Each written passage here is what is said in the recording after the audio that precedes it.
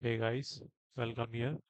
So right now we'll see how to mount an Azure Data Lake Generation 2 or Azure Storage to our Databricks notebook. So you have seen I have created a one notebook here. Okay. So we have some codes here and we'll have to do some procedure here. So what we'll do first, we'll go to the Microsoft Entra ID, and as you can see I have a Azure portal. So I go to the Microsoft Entra ID, and after that I click into the app registration. After clicking into the app registration, we have to create a new registration. Okay, so we have already created a app registration. It's named Lake app registration. After we having a we have to copy all this thing in one notepad. So we have an application ID which is very necessary for mounting the Azure Data Lake to our our Databricks notebook. So we have to create a this we have to app register. Okay, we have to create a new app registration. So this is our main things here. And after creating app registration, we have to go to the certificates and secrets. Then we have to create a new client secrets. As you can see, I have already created this secrets, and this value we have to need. Okay, so this will be in encrypted form. It will be masked, but when you will create, you have some time, you can copy it. Okay, and then after you can paste it into the notebook, as I have put here.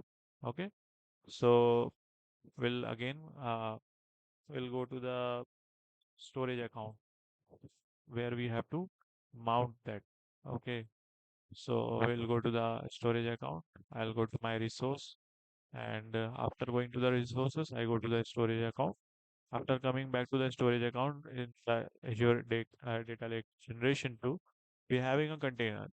So inside a container, we having a folder. This is a different container, and this is a different container. Okay, so what is the benefit of using Azure?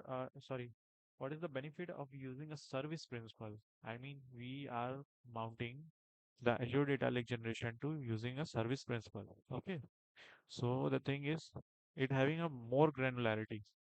Okay, when we want to give a access uh, to the folder directory or into the top level directory or into the underneath, I mean, so what we'll do, we have a recommended that like we used to use this uh, service principal.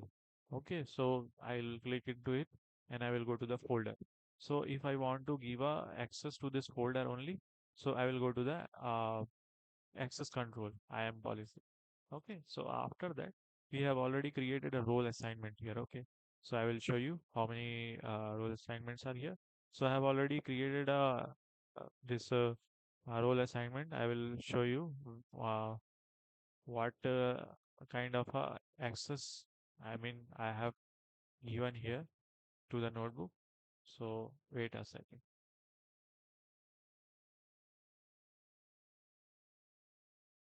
Okay.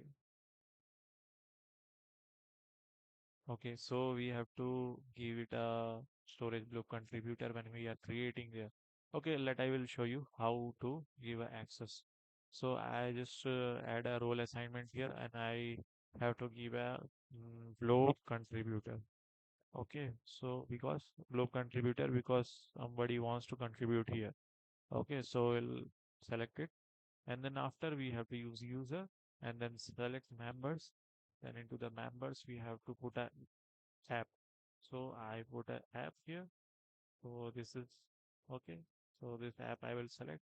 When we create a service principal, when we register the app, the principal will all automatically will be created. Okay. So when we take this app, it will, I mean, we are giving access to this app. Okay. Via this app, we can put some uh, application ID or client ID, whatever it will be, we can put into the code. So it will provide access. Okay. So we have put we have selected this app. We just selected this app, and after going to the conditions, if you have any condition like you only want to give a read condition, write condition, or delete condition, so it all depends on you. So we can select like we only want to give a list, a blob only, or we only want to write and read only, or we don't want to give a delete. So some kind of a controllable condition here. Okay, so I'll discard this. So we'll go to the review and assign section, and we will see here what kind of access we have given. So it is the container name, and after that we having a blob service, which is the container. I mean, it is a data container. So underneath this only we have given an access. Okay. So we will review and assign it as I have already created this.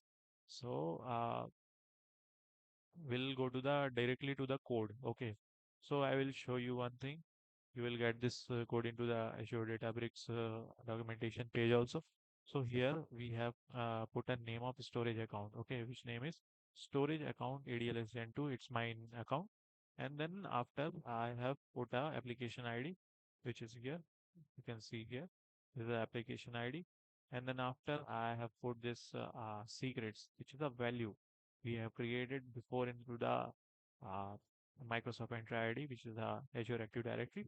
Okay, so then after we have put our directory ID here. Okay, so we put a directory ID here. Okay, then after we will click here to run this. Okay, so we need to uh, start a cluster also.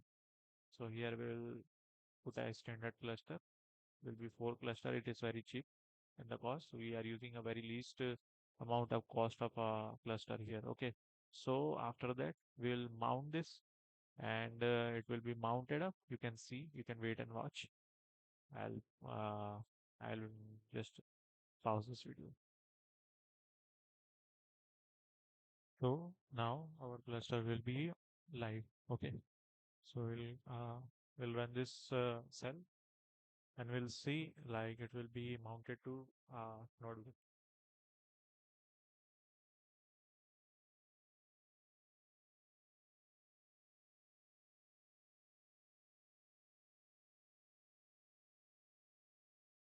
Okay, so it will be run. Okay, so now uh, okay. So sorry, that is a different thing. I'll show you. Yes, yes, this will be run up. Okay, so now we'll see. Uh, we have run the cell. It will be run, and then we'll see we we have a access. So you can see we have a customer 1000 CSV, customer CSV. This all files are accessed by using uh, this command. So we having a this container name. Okay, then we having a storage account name.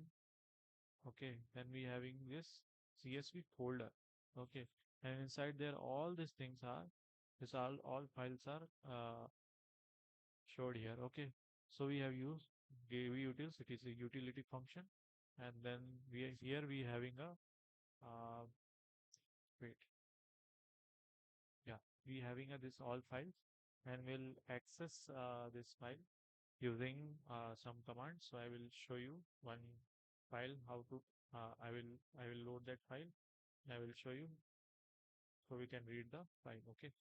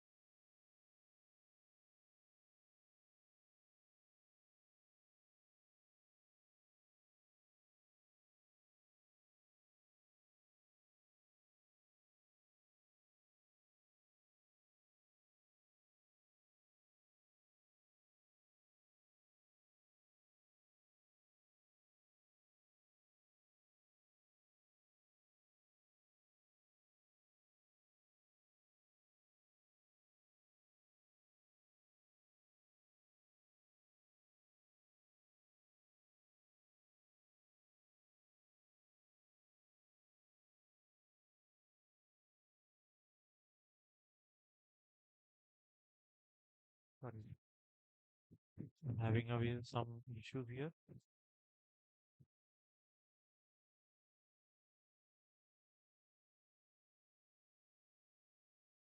Okay, we'll see after all. So we having two things we have learned from here. Uh, First thing is we having a whenever you register an application, right? Whenever you register an application using Microsoft Entra ID, so a service principal will create it automatically. And you can already understand like there is having a three principle of a storage access. So when we using an access key or account key, all access to the storage account only. Okay. So it's having a top level access. Okay. And when we use a SAS key, it we can give access at container only. Okay. Or till the container also. But service principal having access in a fine grained control on folder level means it give us storage account it give access to we give access to the storage account, entire storage account also. We give access to the container also, and we give access to the folder also. Okay. So these are the main concept of mounting the Azure Data Lake generation to storage to Databricks Notebook. So we can access the data from there. Okay. So this is from here. Thanks for that.